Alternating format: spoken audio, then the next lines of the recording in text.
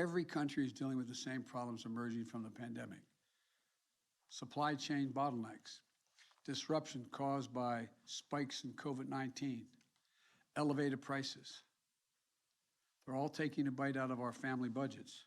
Perhaps no entity plays a more important role in navigating these challenges than the Federal Reserve, because it's the Fed's job to balance two key goals. The first is to achieve maximum employment, to get as many Americans working as possible. And the second is to keep inflation low and stable. To meet these goals is going to require patience, skill, and independence. That's why today I'm nominating Jerome Powell for a second term as chair of the Federal Reserve. And I'm nominating Lael Brainerd to take the position as vice chair of the Federal Reserve. When our country was hemorrhaging jobs last year and there was panic in our financial markets, Jay's steady and decisive leadership helped to stabilize markets and put our economy on track to a robust recovery. Jay is a believer in the benefits of what economists call maximum employment. That's an economy where companies have to compete to attract workers instead of workers competing with each other for jobs, where American workers get steady wage increases after decades of stagnation, and where the benefits of economic growth are broadly shared by everyone in the country, not just concentrated for those at the top. Jay said it well last month, and I'm going to quote him.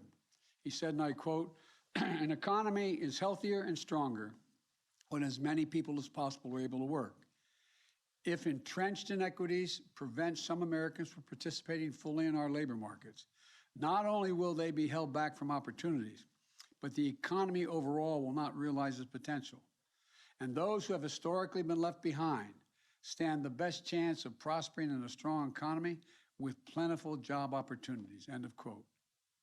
As chair, Jay undertook a landmark review to reinforce the Federal Reserve's mission toward delivering full employment. We're making strong progress toward that goal now, and I believe Jay is the right person to see us through and finish that effort, while also addressing the threat of inflation that it poses to our families and to our economy. Jay and I have had a chance to discuss his views on priorities for the Federal Reserve in the years ahead. He's made clear to me a top priority will be to accelerate the Fed's effort to address and mitigate the risk that climate change poses to our financial system and our economy. Extreme weather has cost our economy over $600 billion over the last 10 years. We have to make sure our financial system can withstand climate change and is prepared to transition to clean energy. The Fed must be a leader among central banks globally in addressing climate-related financial risks.